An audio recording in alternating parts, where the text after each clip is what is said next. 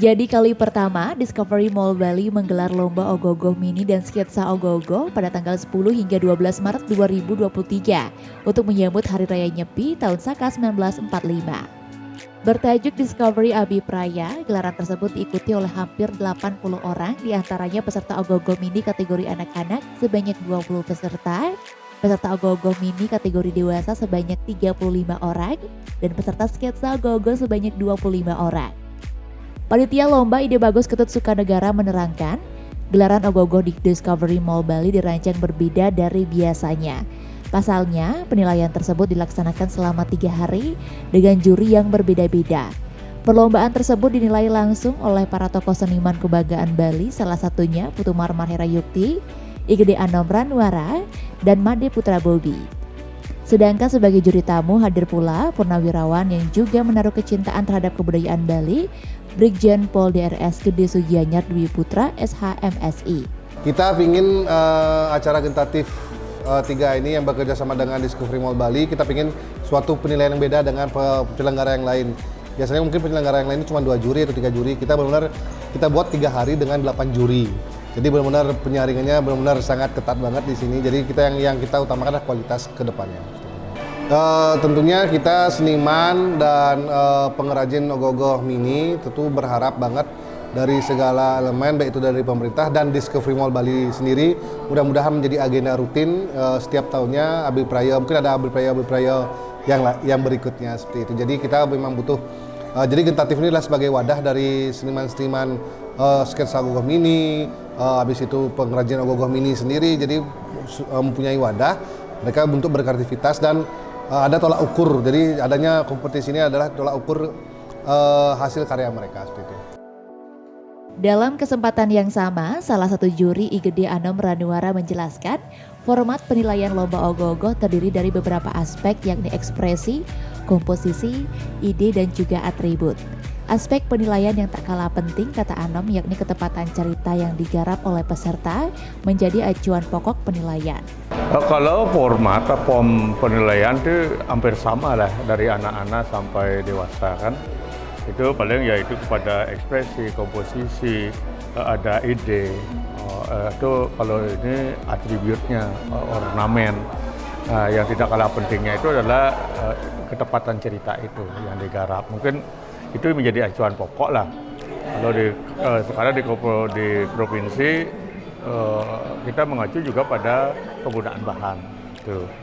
Tetapi di sini penggunaan bahan tidak dimasukkan ke dalam item penilaian. Sedangkan dalam penilaian lomba sketsa ogoh-ogoh dinilai dari garis awal tajam berpola.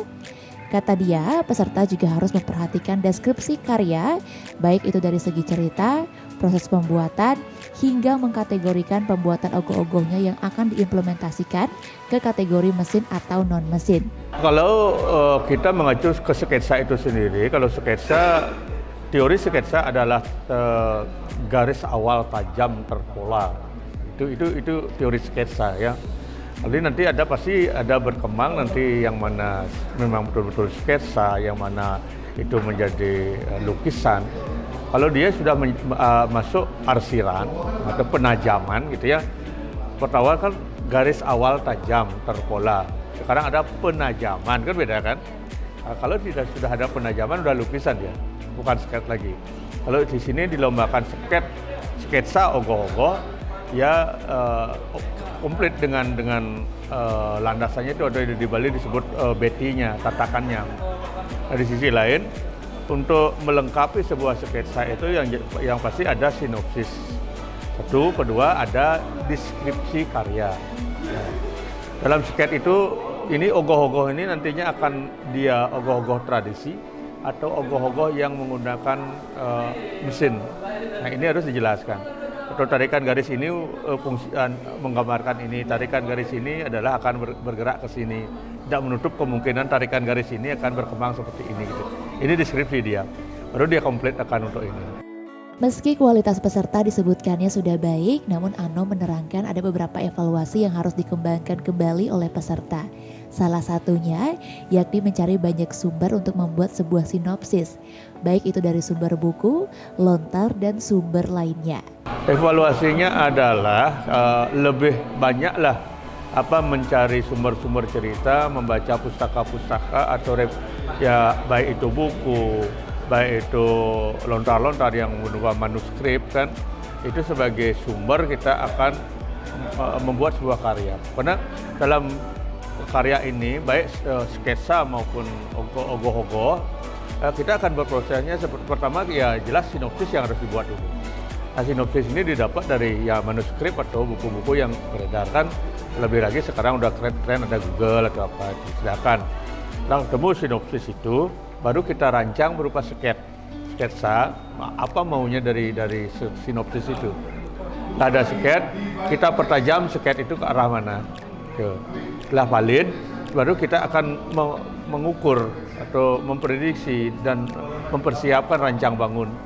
Kalau polanya seperti ini, sket ini, pasti strukturnya akan seperti ini, rangkanya akan seperti ini.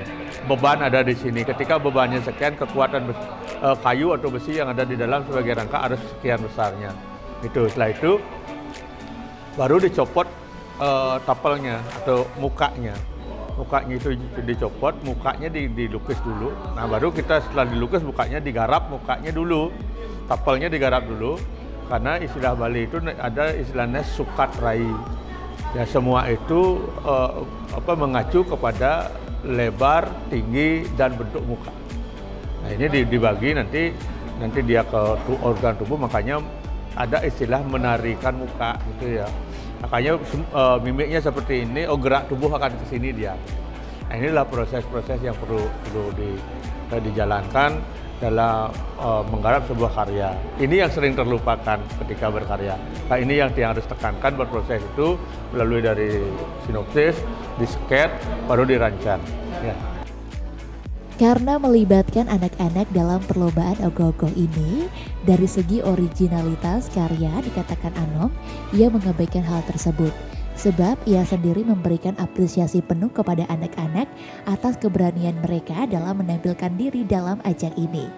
Saat penilaian pun, Anom juga melakukan diskusi kepada setiap peserta untuk memperdalam pengetahuan mereka soal karya yang telah dibuat. Kalau kita lihat dari anak-anak, ya kita melihat, kita abaikanlah siapa pembantu di dalam mereka berkarya. Tapi saya sendiri beri apresiasi lah kepada anak-anak, apresiasi penuh. Berarti keberanian mereka untuk menampilkan diri dalam ajang ini itu yang harus diberi nilai plus dari anak-anak itu tanpa kita melihat hasil karyanya dulu lah. Mereka sudah berani tampil itu udah luar biasa. Terlebih lagi dia mempunyai karya, dan sampai saya tadi sempat interview dan beberapa anak ya sampai mengerjakan satu ogoh-ogoh itu dari 2 bulan. Itu kan waktu yang luar biasa untuk disita. Terlebih lagi mereka itu masih notabene-nya adalah dalam belajar, kan anak-anak sekolah. Bagaimana dia bisa mengatur waktu untuk bisa berkreativitas dan tidak meninggalkan apa menjadi tugas pokoknya sebagai pelajar itu ya.